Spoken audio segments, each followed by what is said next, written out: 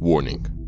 The following games featured on our list, although edited for YouTube, may contain content some may find disturbing. The goal of this video is to showcase some of the most emotionally driven games for educational purposes.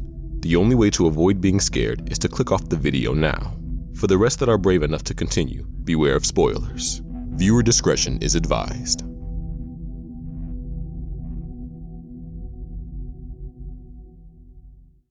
The SEGA program is a three-pronged approach designed to help parents determine the age appropriateness of different interactive video software. The SEGA rating system applies one of three classifications to each interactive program released by SEGA. GA for general audiences, MA13 for mature audiences age 13 and over, and MA17, adult appropriate, not suitable for those under 17. I can't let you sit here and buy this nonsense that this Sega Night Trap game was somehow only meant for adults. The fact of the matter is, this is a copy of the packaging. There was no rating on this game at all when the game was introduced. Small children bought this at Toys R Us, and he knows that as well as I do. When they started getting heat about this game, then they adopted the rating system and put ratings on it. That was the president of Nintendo of America basically calling out Sega for having a poor rating system. Back in those days, all it took for lawmakers to get involved with the gaming community was a overly violent game and a terrible B-movie based game like Night Trap. Seriously, this is what got people involved. Little did these lawmakers know over the following year some of the most disturbing, depraved games to ever be made would be coming to your home console. Now here I am, some weirdo on the internet, ready to tell you to sit back, relax, turn down the lights, and welcome to my dungeon as I count down the top 20 shockingly disturbing video games ever to see the light of day. Enjoy.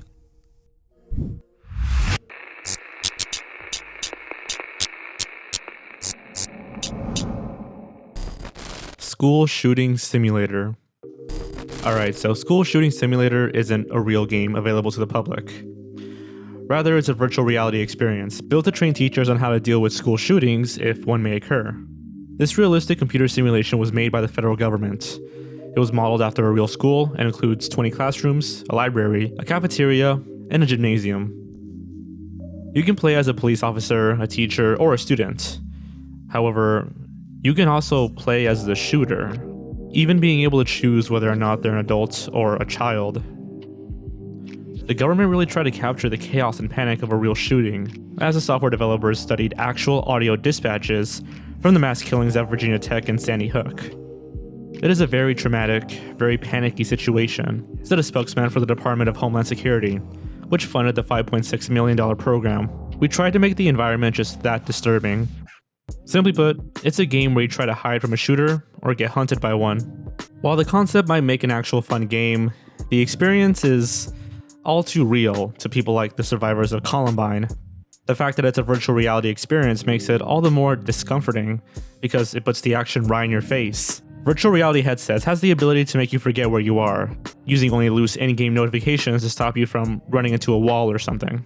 This in theory should create a seamless, if not disturbing, audio-visual experience. With school shootings becoming more and more frequent, at least here in the US, we may need something like this, but it's just uneasy to think that we may need a simulation to save lives. Lisa, the Painful RPG. Austin Jorgensen's cult classic, Lisa, the Painful RPG, is a kickstarted, side-scrolling, and turn-based adventure game. However, attempting to place Lisa neatly in any specific genre fails to paint the entire sadistic picture. You may be looking at the on-screen footage and thinking, wow, this looks like a messed-up version of Earthbound. However, Lisa is quite unlike anything you've seen before. This is a game which promises to ruin your life, and it is in a disturbing league all its own. Lisa casts the player in the heavy shoes of the scarred and deeply flawed karate master Brad Armstrong, An outcast since birth, we first encountered Brad in Lisa the First, where he struggles living in an abusive home with his single, alcoholic father and his sister Lisa, who would eventually choose to end her own life. The events of The Painful are only tangentially related, however, taking place instead in a distant future where Olathe has been ravaged by a mysterious apocalyptic event referred to only as the White Flash. The Flash destroyed all vegetation and somehow led to the eradication of womankind, leaving behind a barren and dusty landscape filled with roving bands of sex-starved raiders to inhabit a broken society. In the rocky crags near his home, Brad happens upon a baby girl, a unique oddity in this male-dominated society, and a liability which Brad happily bears in order to absolve himself of the guilt and pain which still haunt his mind. Unfortunately, Brad is far from a perfect father, hiding the girl which he names Buddy underground, forcing her to spend her days shut off from the world while her new adoptive father feeds his addiction to a drug named Joy. In addition to acting as a volatile mutating agent, Joy promises to make the user feel absolutely nothing. A far preferable alternative to the never-ending grief Brad faces in everyday life. People suffering from PTSD or depression can certainly relate to this desire to be free of negative emotions. Eventually, the many factions vying for control of Olathe hear rumors of this last woman alive, the only hope for the continued survival of the human race. After suffering a joy overdose, Brad returns to his home to find his friends brutally butchered, and Buddy taken from him. Brad will stop at nothing to achieve vengeance and save his only daughter from the innumerable perverts and freaks which inhabit this wasteland.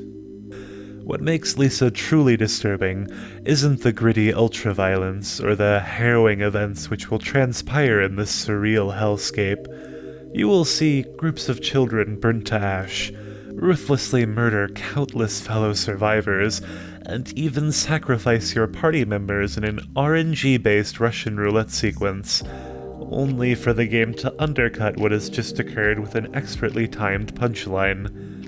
Instead, you will find yourself horrified by your own selfish nature while empathizing with Brad's plight to control his adopted daughter. The game will present you with harsh choices from the very start, forcing you to choose between the lives of your allies or your own limbs, tailoring the gameplay to reflect your permanent disfigurements, and delivering an inevitable sense of guilt knowing that you cannot save everyone. Every action will fill you with grief, and every choice with regret. It can be tempting at times when you make a bad choice to reload a previous save. However, this absolute trip of an experience is designed to encourage you to instead steel yourself for what's to come. Soon, you will begin to know pain as Brad Armstrong does. This is the essence of Lisa, the painful RPG.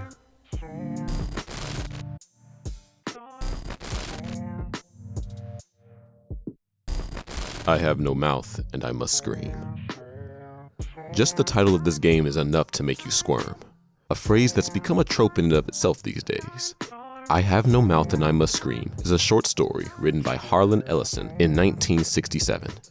It's a post-apocalyptic dystopian tale about what would have happened if the Cold War had escalated into another world war, with China, Russia, and the United States each creating their own AI supercomputer to run the war more competently than a human. The AIs, or AM as they call them, standing for Aggressive Menace, eventually become self-aware. One absorbs the other two and leads a mass genocide on the human race, only leaving 4 men and 1 woman alive. Despite hating games and not even owning a computer of his own, Ellison was the co-writer of the game's story, which expanded on the original short, and even voiced AM in the game. He wrote all the dialogue on a mechanical typewriter. The game begins with AM offering a new game for the humans to play, an adventure of speared eyeballs and dripping guts and the smell of rotting Gardenians. Each of the 5 humans are thrust into their own personal hell, where they must overcome their fatal flaws. These include an ex-Nazi doctor being forced to perform meaningless experiments on helpless subjects in a concentration camp, a woman being forced to relive her rape, a man who desperately wants to commit suicide, but can't, a former cannibal who can no longer chew, and a man living in constant fear and paranoia. The fun part is that you get to control the characters through each of these horrific events, and choose how they react to them.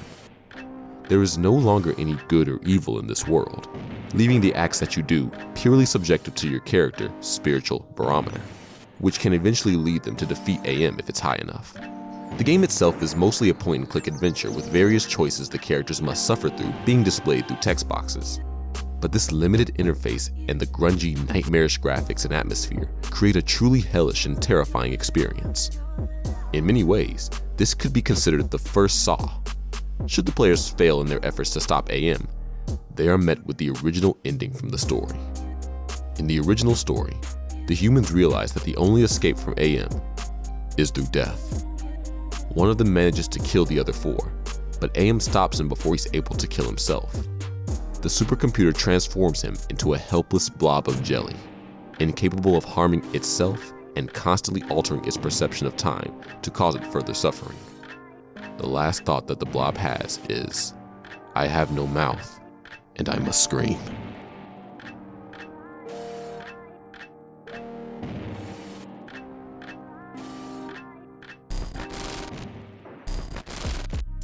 Demonophobia. I have written about this game 3 times now. Once for the most gory games list, again for my previous disturbing games list, and now I've come back to comment on the disturbing game yet again. Ryona is a fetish where the character of Focus is beaten up and tortured, and is subsequently psychologically damaged in a dominating way. And boy, Demonophobia is certainly able to fulfill said desires. Demonophobia is a 2D survival horror game by an anonymous Japanese developer. It has been uploaded to a file-sharing resource site in mid-2008, and after 1 month it had over 10,000 downloads. Unlike other Ryona games, however, when you lose, the 14-year-old protagonist is murdered in extremely gory and sadistic ways. The game is also extremely obtuse with its logic, making players go for a method of trial and error to complete things. This means that many deaths are unavoidable, and even the avoidable deaths are hard to avoid because of how bad the controls are. That said, despite the poor quality of the game, it is deeply, deeply disturbing. For those who choose to stomach it, you'll end up dying many times, and each death is animated and takes several minutes to play out. There's a demon that spends a good minute punching your character into a pile of gore. Another animation where you get your skin ripped off, which for obvious reasons I won't show here. In general, this is the most sexually charged, grotesque game I have ever seen. However, if you do choose to play it, I suggest skipping forward now because we're about to spoil the hell out of it. In the end, it is revealed that you have been sent to this hellhole because you tried to put a curse on another student. Every death was your hellish punishment from above. This subversive meta-narrative explains the reason why you restart and why you can't leave. This makes the Dead Space comic look almost optimistic.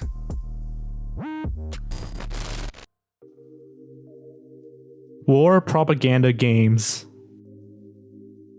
In recent years, terrorism has had an uptick in frequency. Either that or the internet has just been showing us more, making us in turn more aware of it.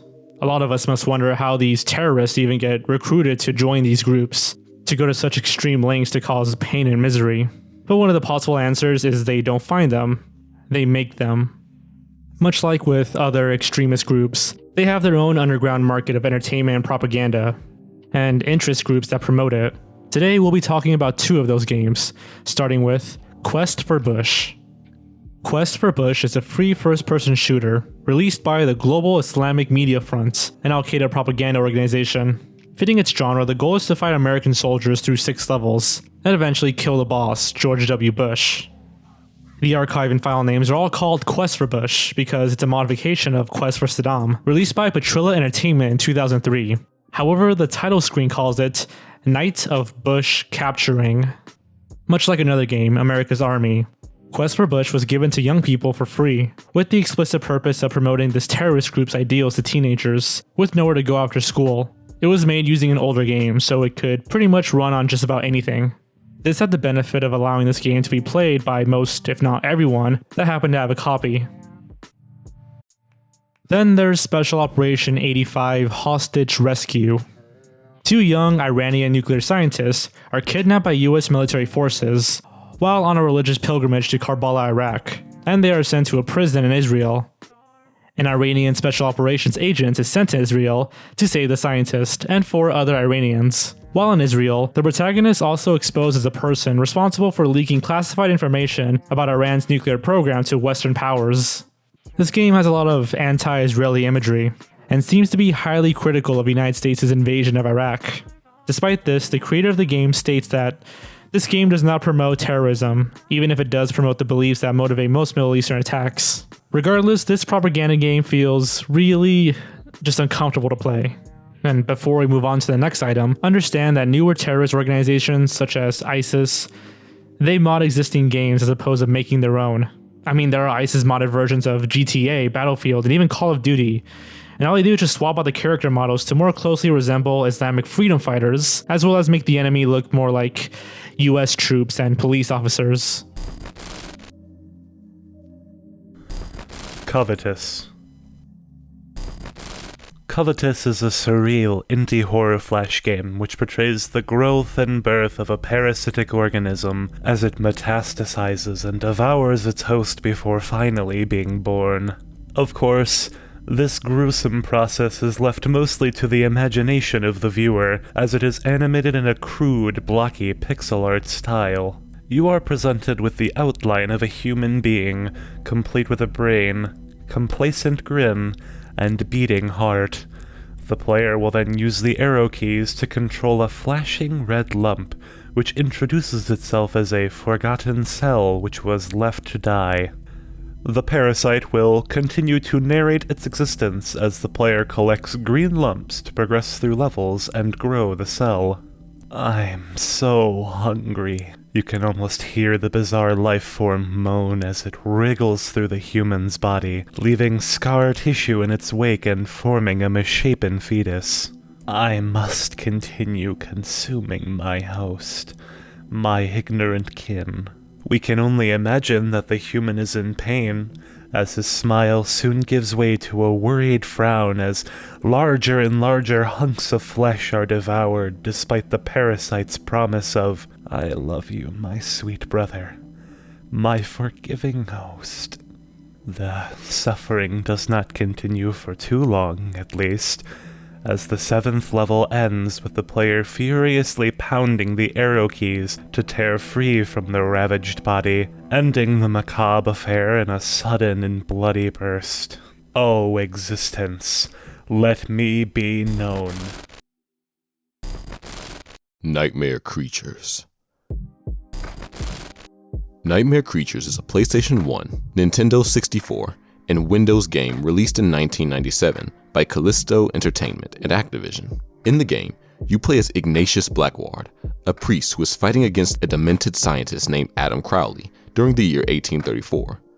Crowley is the leader of a cult named the Brotherhood of Hecate, a group that has been around since the year 1666, where they caused the Great Fire of London. They are hell-bent on world domination, and do so by creating gruesome, demented beasts, and these monsters are made up out of human hosts, people kidnapped and experimented on.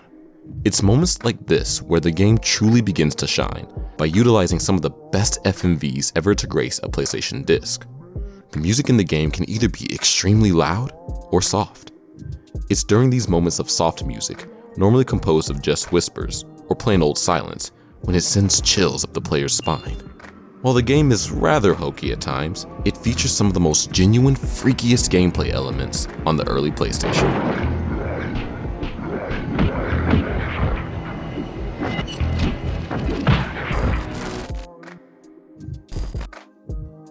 This War of Mine. This War of Mine is about the 1992 to 1995 siege on Sarajevo during the Bosnian War, and differs from most war-themed video games by focusing on the civilian experience of war rather than the frontline combat. Characters often have to make many difficult decisions in order to survive everyday dangers. The game was inspired by poor living conditions and wartime atrocities that the Bosnian civilians had to endure during the siege, which, mind you, is the longest city siege since World War II. This should give you an idea of what we're walking into. Despite what media says about this game and will have you believe, no, you don't play as the typical civilian just trying to live out your life while stuck between the conflict of two superpowers out of your control. If you did, then it would really defeat the purpose of being an anti-war game. Instead, you play something akin to a 4X game, stripping the land of its natural resources while defending yourself and managing the limited resources you have. The twist behind this game is that if you start doing bad, you have no real choice but to steal from the very same normal civilians the media claims that you are. It's like a moral fail state, should you perform badly at the game. It makes you start to dehumanize your less skilled party members, sending them out on risky do-or-die missions simply because feeding them is too much of a hassle. For example, when you're running low on supply and you just need something, do you send out your sick, your wounded, or your elderly to the sniper-infested alley with the hope that he brings something back or dies making it, so that you have one less mouth to feed? This game puts a face on war. It's beaten, bruised, battered, and ugly, which most of us do not have to think about in our first world nations. Rather, you're stealing from an elderly couple who are begging you to stop in order to keep your own alive, or just letting people die due to not having any real choice because the war economy is that unforgiving. This War of Mine is certainly one of the most disturbing games on our list.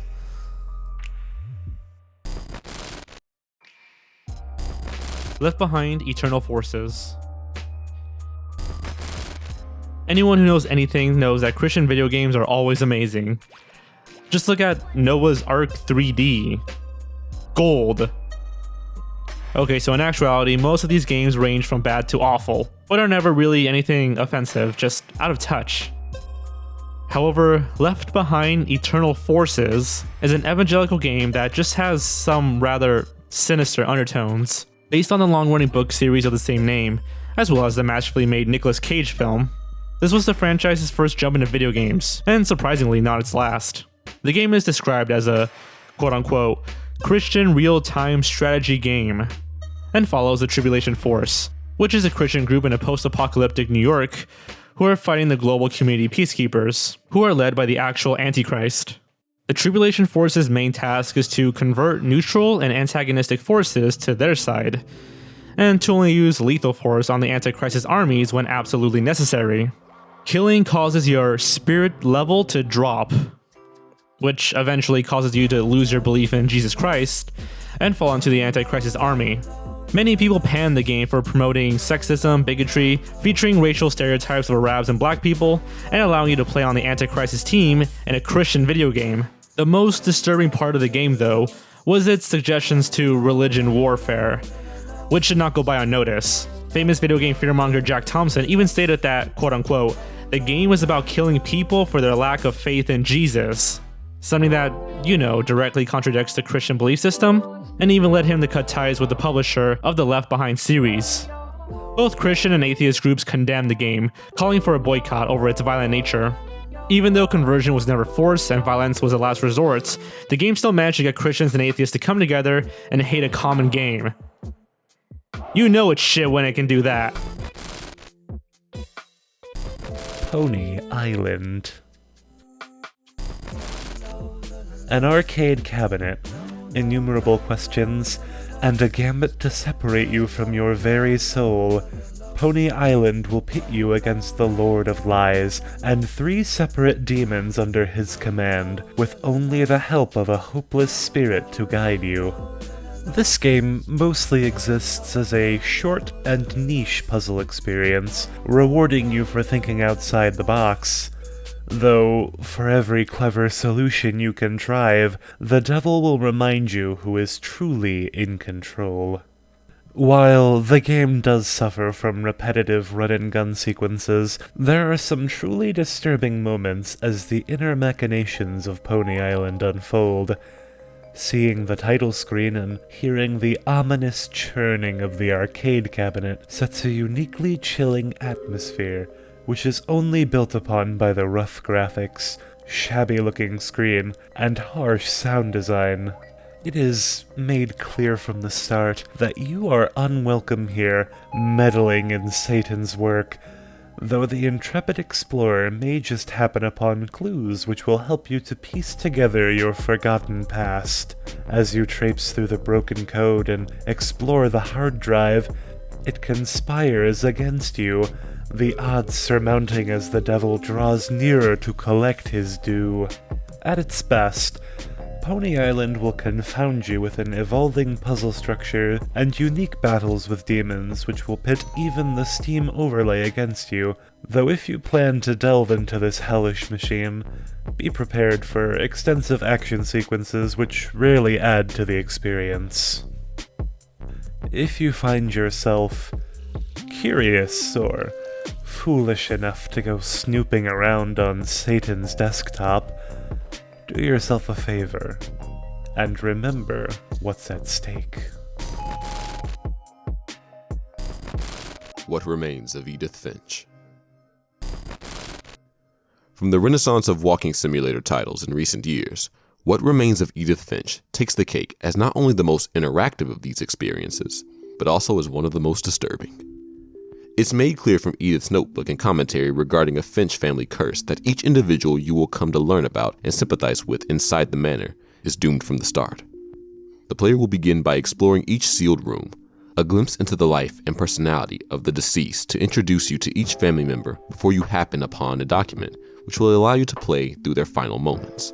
In these memory sequences, the player will assume direct control of the family members, invariably leading them to their tragic demise as the curse prevails time and time again. This pattern makes it especially chilling when the player finds themselves in control of the baby Gregory after discovering his parents' divorce papers. His neglectful mother can be heard talking on the phone in the background as he plays with his toys in the bathtub.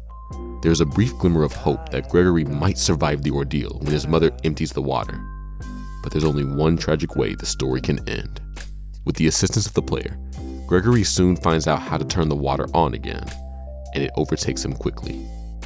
You may even find yourself choking with regret as Gregory swims the green arms through an underwater landscape filled with toys from before, separating from consciousness and unable to keep his head above water until eventually being dragged down the drain to his death.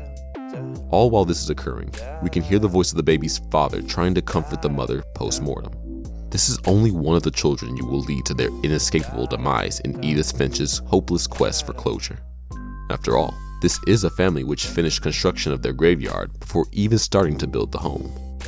While the memories can become fantastical and bizarre, the knowledge that nobody can make out alive will constantly gnaw at the back of your mind. Sanitarium. It's not the creepy 90s CGI that puts this game on our list, nor is it the weird asylum setting that earns a spot in this video. Instead, it's the plot and grotesque imagery that fits in line with the deeper meta-narrative. There is a reason why we choose this game above, say, other 90s adventure games like Harvester. Sanitarium stars a amnesia-stricken protagonist who, in the previous cutscene, got into a car accident. You then explored the top floor of this asylum before escaping into this weird fantasy world within the main character's mind. Throughout the story, you'll roam between the asylum and the fantasy dream locations that harken back to who you were in reality.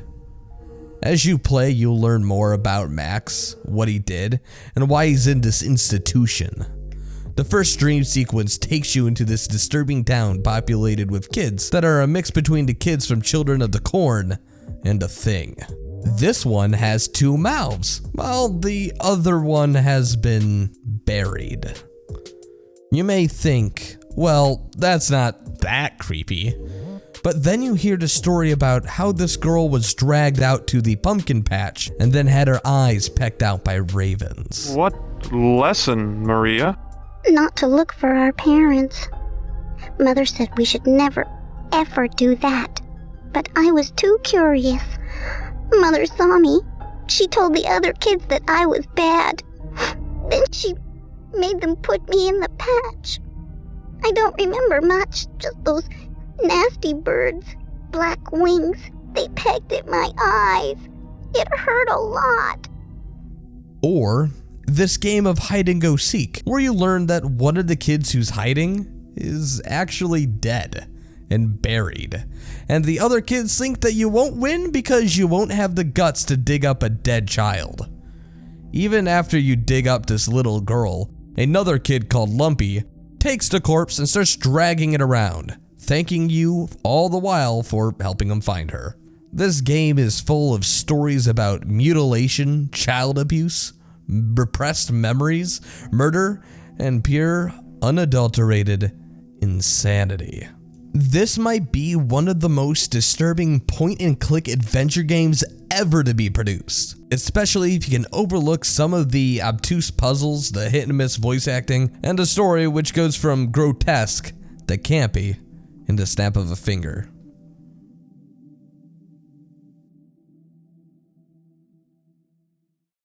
Hello, and sorry to interrupt the video, but I have one quick announcement that I think would be beneficial for you guys to hear. I will be attending Anime Minneapolis from May 25th through 27th, 2018. If you happen to want to see me there, I'll be hosting a total of 3 to 4 panels. Also, I'll be going to a diner and doing a fan meetup. If you guys live in a Minneapolis area or just want a good anime convention to go to, I'm going to Anime Minneapolis again, so get your tickets now because I think they might be a little bit cheaper than usual. I would really appreciate seeing you guys there. With that being said, I'm going back to the video. 9/11 Simulator. 9/11 Simulator is one of the most disturbing VR experiences you do not need to see for yourself. The game is prone to breaking, it has a lot of technical issues, and a voice cast that has very thick French accents. This is not a polished product, but in fact nothing more than a semi-accurate recreation of what it must have been like to be on the Twin Towers. Despite this, the game is just disturbing, especially to an American audience who must have been there during the event. The game starts out with you looking around the office, then getting asked to hand in a file. You feel the room shaking, and then you try to get out, but you're unable. Eventually, a man breaks the door down and allows you to start exploring the top floor. However, you find that most everything is locked, and there seems to be no escape. All the while, the room is filling with smoke. Eventually, the man who helped you escape goes down to get some help, while you, your coworker, and this man sequester themselves into a room. The male employee asks you to break a window, which you can do. However, no matter what, he breaks the window near him and then jumps out, proclaiming he refuses to die because of all the smoke. I won't die in this fire, suffocating like a dog. Do you really think there is a chance rescue come to us? You can break a window and jump out too, and you would get this ending. Or you can wait for the smoke to do its job, slowly but surely, turning your screen to black.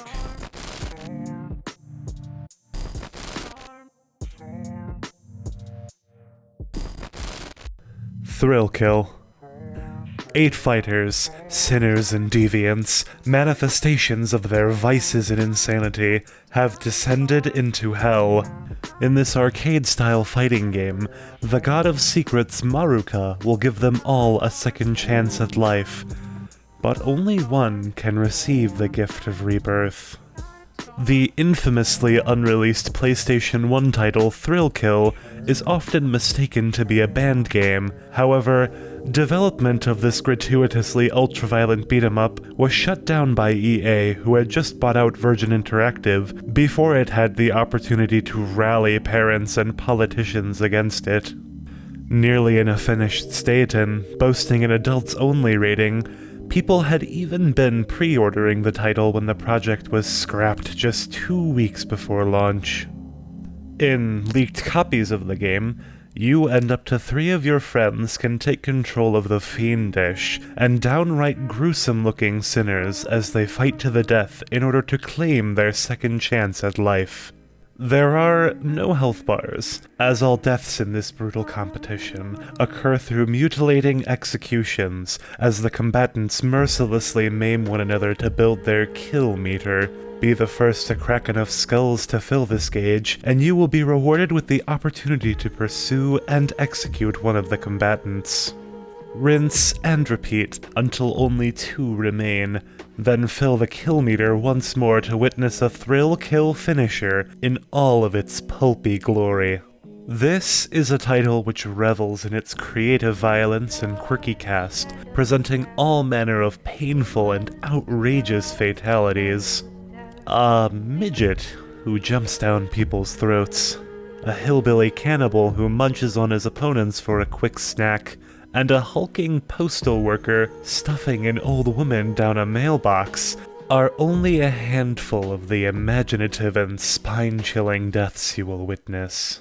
Shocking, disgusting, and brutal, Thrill Kill's legacy lives even decades after its cancelled release, amassing a passionate cult following and even a few online communities.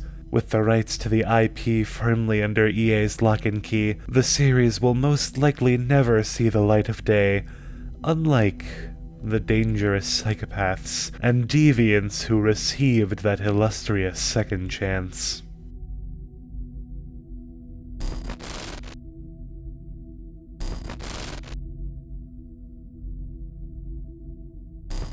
Spec Ops the Line. Due to the popularity of game series such as Call of Duty and Battlefield, the first-person shooter is one of the most common games in the market. Go to GameStop, and you are more than likely to see about 50 in the used games bin, all with near identical titles or cover art. The genre has become so stagnated, and in recent years, fallen out of favor with most players. So really, there cannot be anything truly disturbing to talk about. Well, to completely disagree with my past statement, I'd like to introduce to you an underrated game entitled Spec Ops the Line. The first thing to notice about the game is that it is in fact third person, an odd choice in a genre that is primarily first person. You play as Captain Martin Walker, a member of a 3-person team sent in by the US government to investigate an incident in Dubai, which had been buried in excessive sandstorms. Trapped by the many storms was the US's very own 33rd Division, led by John Conrad, a man riddled with post-traumatic stress disorder. Conrad and his men soon declared martial law and proceeded to commit war atrocities against the innocent citizens of Dubai, who were sadly trapped due to the overwhelming storms. That's where our guy, Mr. Captain Walker, comes in, and you're the hero of the story, right? Well, to go any deeper would spoil the game and its amazingly well done psychological torment. If you'd rather not have it spoiled, please skip ahead to the next entry. Still here? Good. The game leads you down the spiraling staircase of PTSD and the atrocities of war and the men who commit them. Sometimes not even on purpose. Every shot you take kills a man, and unlike most other shooters, you can feel it. You feel the weight of every bullet as it passes from your barrel and impeding itself in the folds of somebody's skull. When grenades go off, it's not just a poof, and your enemies are dead in a cloud of smoke. You feel them die. You are trapped with the knowledge that you were the one to do it. Your 2 teammates bicker and complain to each other, acting as the effective angel and devil that sit on your shoulders. One proclaiming that there is another way to do things, the other telling you to go by your duty. You don't actually get to choose, and sadly, Walker always goes by his duty. None of this is more disturbing than the infamous white phosphorus scene. Captain Walker proclaims upon seeing what looks to be a large enemy camp that their only way out is to use white phosphorus. One of your teammates disagrees and begs you to find another way. The other one tells him there is no other way.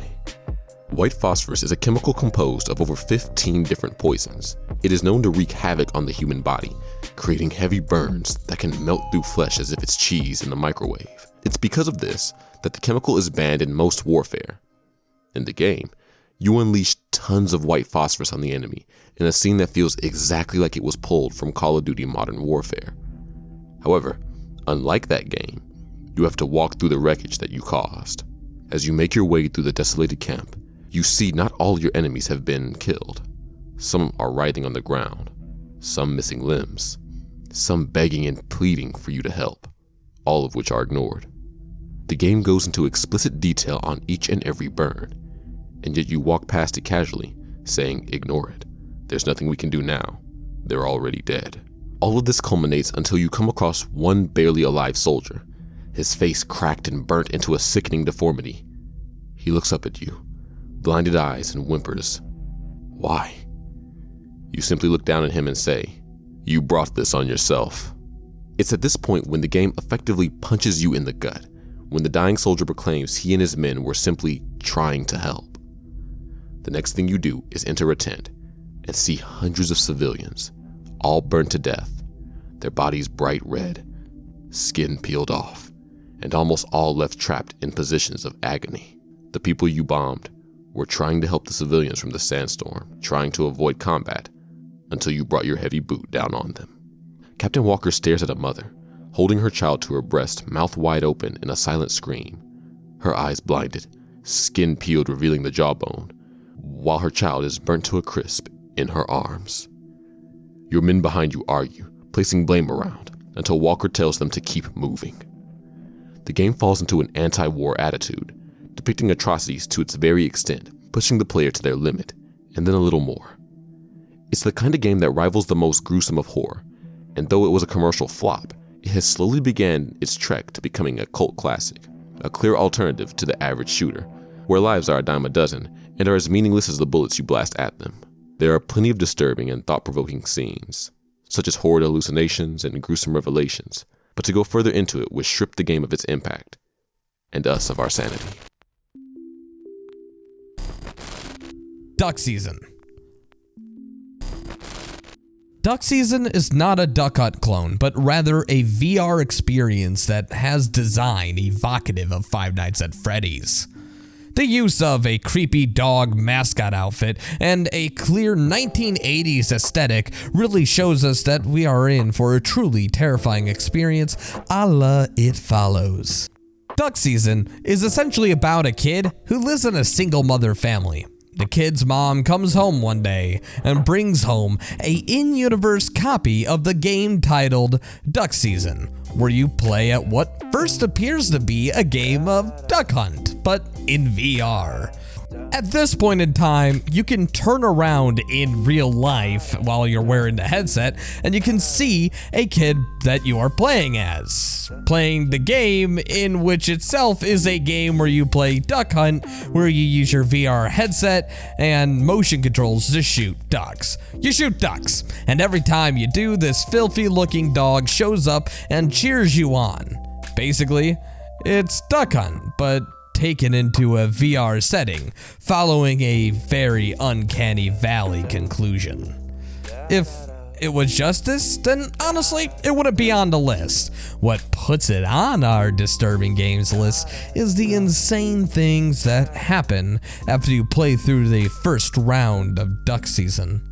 If you don't want to be spoiled, go to this timestamp here. We really recommend you play it if you happen to own a VR headset. But for the rest of us people who are too poor for that, let's continue. Duck Season has a total of 7 endings, 2 of which involved you being trapped forever inside of a television. 3 endings involve someone dying horribly, with one of those being both the kid and, yes, the underage kid character ends up being stabbed into a bloody mess, and a mom who meets a similar fate. What makes this kinda disturbing is that your ending is actually dependent on whether or not you shoot the dog. You know, that thing that everyone kinda wants to do in Duck Hunt? Yeah, if you do that, you potentially incur one of the most disturbing fates upon your character. In what's described as the canon ending, this kid, who's no older than 10, kills the dog with a zapper and ends up burying his mom after being unable to explain to the police over the phone what happened. And then he runs away from home and starts traveling the streets. Hopefully, the police will eventually find the corpse, with the kid nowhere to be found. For those of us who don't want to watch kids get murdered, or even worse, Duck Season may not be the game for you. But honestly, these disturbing games aren't usually built for a target audience.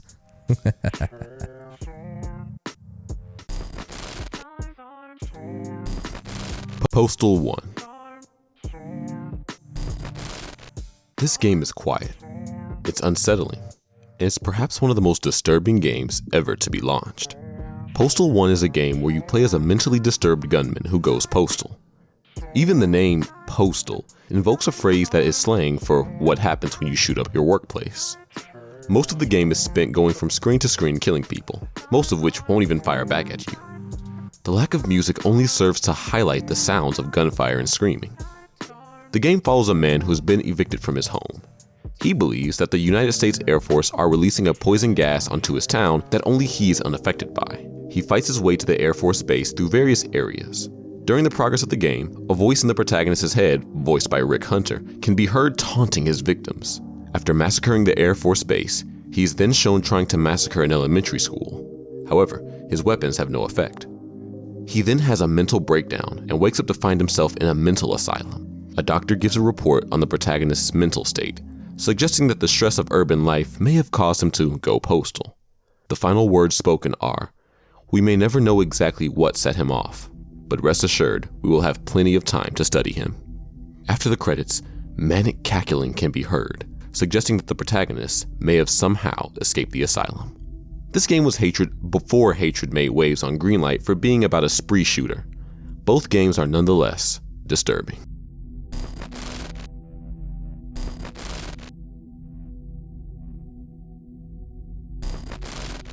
Super Columbine Massacre RPG. Before we talk about the game, we feel that it's only right to start off with a disclaimer. Columbine was an awful event, and possibly one of the most infamous school shootings to ever happen.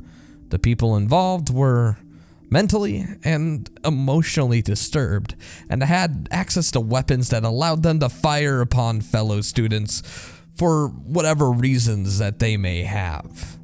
We don't believe in giving credit for murder on this channel, so instead, we'll just say that the shooters did what they set out to do.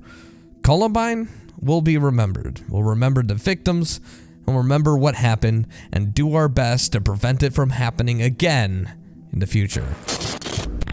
With that being said, Super Columbine Massacre RPG is tasteless, but damn isn't an effective tool for teaching about Columbine.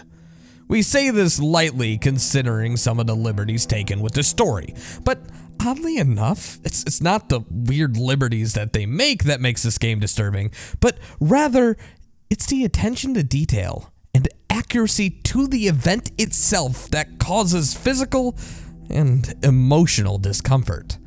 The game begins as Eric Harris's mother wakes him up on April 20th, 1999. Harris phones fellow shooter Dylan, and the pair meet in Harris's basement to plot the series of bombings that are supposed to precede the shooting itself. The boys collect their guns, bombs, pack a duffel bag with weapons, and leave home like it actually happened in real life. In the next scene, Harris and Dylan are standing outside their high school. The player guides them to the cafeteria to plant their timed propane bombs without being detected by security cameras or hall monitors. After the bombs failed to explode as planned, Harris and Dylan decide to enter the school and murder as many people as they can. The final number killed is up to the player, and if you happen to kill people who actually died during the event, you get unique dialogue related to what happened.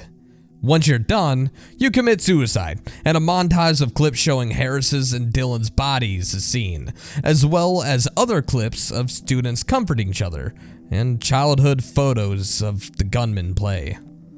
The second half of the game is where they take their biggest liberty, and where I start to get lost. In the second half, the gunmen are sent to hell, where they reunite in the Isle of Lost Souls, where they meet fictional characters such as Pikachu, Bart Simpson, Mega Man, and for some fucking reason, Mario. And they also meet real people, bafflingly, like Ronald Reagan, Freddie Mercury, and Roger Taylor. After that, they fight a South Park version of Satan who, upon their victory, congratulates them for their deeds. The game then returns to Columbine High School, where a press conference addresses the murders. Some of the in-game dialogue appears exactly as it said after the actual event, while other lines exaggerate the political forces at work in the aftermath of the murders. The conference's references gun control advocacy, religious fundamentalism, and the media's baffling implication of video games and Marilyn Manson being culpable in this shooting. The game uses footage, audio, and digitized images of the shooters and other individuals who are around the shootings. The audio is stomach churning. The footage we can see really shows off the abject horror of the situation, and the photos themselves help cement the images of the killers in question, which just makes this whole thing tasteless. And we do say an argument can be made that they are just glorifying the violence that took place, but while I do agree it was tasteless, Danny Ladani had one goal with the game, and that was to educate people about the shooting. Sure, it was shocking and done in really, really poor taste, but as a high school student, the Columbine shooting stuck with Ladani, who said that he had once been a loner, a misfit, and a bullied kid, just like the shooters in high school. He said it was the kind of bullying that most kids who were bullied experienced. When you get pushed every day, when you're ostracized not once, not twice, but years in and out, your perception of reality just starts to get distorted. These things really do warp your understanding and your perception of humanity in some of the most irrevocable ways. In the end, Danny, while exaggerating the events of Columbine, also heavily educated a lot of people about what was going on.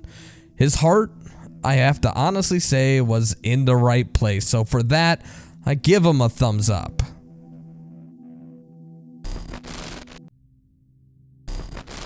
Doki Doki Literature Club. Even happening upon this seemingly innocuous game in the visual novel section of the Steam store is an exercise in spine-chilling juxtaposition, offering the harmless promise of a literature club full of cute girls, while also brandishing the gore and psychological horror tags. Watching the short trailer offers no additional context, though. This 4-hour experience is certainly worth approaching blindly. At the low price of free, that Play Now button is certainly tempting. But then, there's the disclaimer. Warning. This game is not suitable for children or those easily disturbed. The chipper, almost off-key flute melody which serves as the game's main theme is an equally chilling accompaniment to the disclaimer from before. Team Salvato wants you to know that scares are on the way, but they have no qualms with easing you into the titular literature club beforehand. This twist on the dating sim format is deliberately loyal to the genre's tropes, offering you the classic archetype of girls to date, rewarding you with exclusive scenes for adhering to a character's path, and even presenting a very familiar-looking user interface and settings options for visual novel veterans. As the game slowly draws you in, it's easy to become comfortable, and even begin to feel at home with the habitual, albeit superficially routine experience. Before long, you're immersed in the slice of life day-to-day, learning the preferences of your favorite girl in order to write her the perfect poem, and attending the regular club meetings ready for charmingly campy hijinks. Of course, the false sense of security is instilled only to be betrayed in the shocking and thoughtful subversion of the dating sim meta-narrative. The descent into madness begins slowly, a few words sticking out to you as you progress through the poetry writing minigame. Depression, pain, tragedy, misery, agony, and of course, suicide. The poems begin to carry chilling double meanings, subtly alluding to the various demons which plague the girls of the club. Struggles finding acceptance as a homosexual, an obsessive affiliation with knives used for self-harm, reliance on another person to justify even continuing to live. This is only the surface of a multiple playthrough spanning story. However, it is one which relies on betraying your expectations and catching you off guard. Unlike many of the games on this list, this is one we would certainly recommend playing for yourself. It is, of course, free. So dedicate an afternoon to sitting down in a comfortable chair, removing all distractions, and watching the bloodshed. Have fun. Nazi games. I'm not a big fan of Nazis. Sure, I do believe everyone has a chance to redeem themselves, and it's not the people that I don't like, it's the absolutely abhorrent beliefs they hold that I just do not have any respect for. That is why I feel no shame in saying, Stormfront is full of idiots. People who subscribe to any form of Nazi ideal is simply wrong. Not only that, but they're out of touch with the world too. I mean, come on guys, it's the current year. Insert joke here. If they want to attack me in the comment section again, calling me a Zionist reptilian spy, just go for it. I like the extra views. On the subject of that creepy reading being a reptilian, I live with him, and sometimes in the early hours of the morning, I can find scales in the drain of our bathtub. I've resolved to check tonight to see if he has gills. The well-known and defined attribute of the Zionist-occupied government. With that being said, I am going to dive right into a rapid-fire review of some of the most disturbing garbage they put out. Ethnic Cleansing.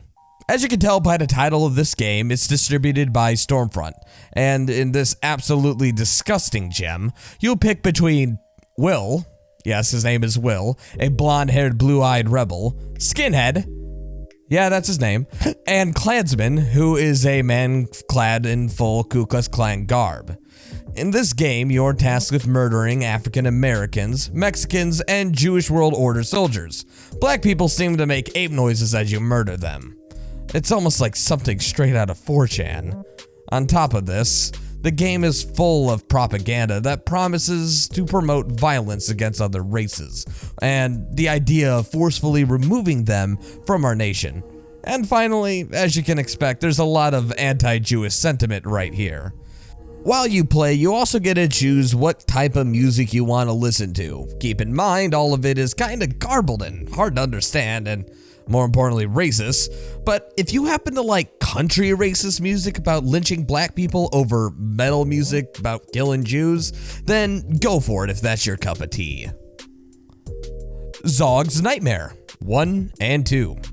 ZOGS Nightmare, while technically more impressive than the previous Nazi game, is also just as laughably bad. Enemies fidget around and the world is about a bunch of white rebels who go around killing Jewish-occupied government members who, for some reason, put Nazi flags everywhere? The game also starts out with a Nazi spoof version of Got to Fight for Your Right by the Beastie Boys. In the Nazi version, however, it's You Gotta Fight for a White Nation. No, this is absolutely disgusting, and it's surprising it was not made by the Something Awful forum. KZ Manager. Time to get a little serious here, as I was kind of joking with the previous games because of how bad they were. But if you were looking for disturbing on this disturbing games list, KZ Manager is where you begin.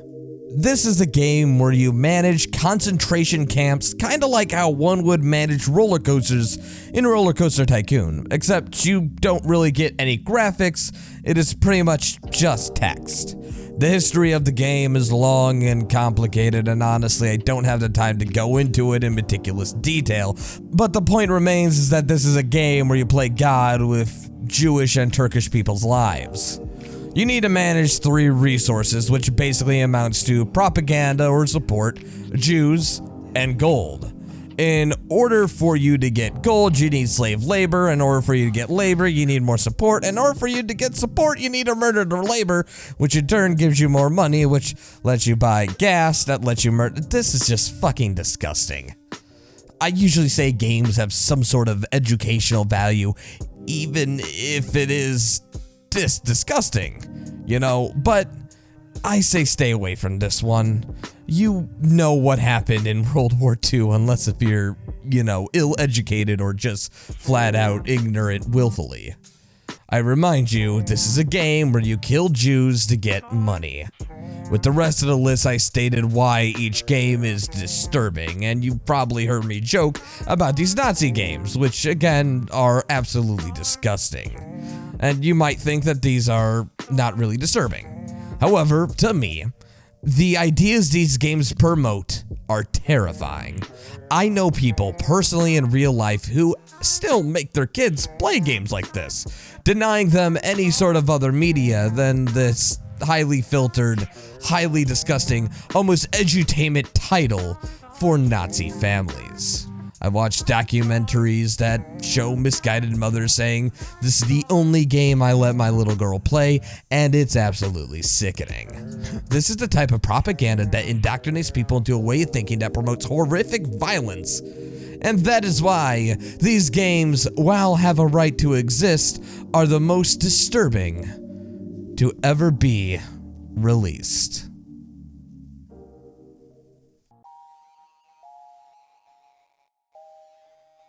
Before you click off the video, I gotta give you guys a quick update. So here we go. Patreon. If you donate $20 or more now, my channel artist will draw you an image of your choice. It can't be too complicated, but we'll give you something hopefully within a week. You'll love it. I'll love it. It'll be great. If you donate $50 or more to the channel, we'll give you a set of expressions. You see how I'm animated on screen now? Yeah, we can give you that for $50 or more on Patreon.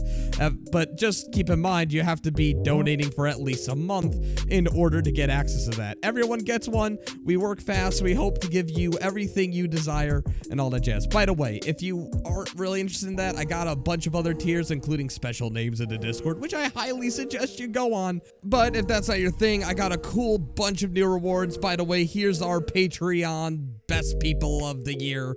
Take a look. Look at them. These are the only people donating to me right now. You'll enjoy them. Anyway, off to the end card. I'd like to give special thanks to Blameitonjorge for the editing advice during this video, and Devontae for narrating. I couldn't thank them enough. Also, I have to give a special shout out to the writer who helped me out a lot, which is seen in the description below. Thank you, and good night.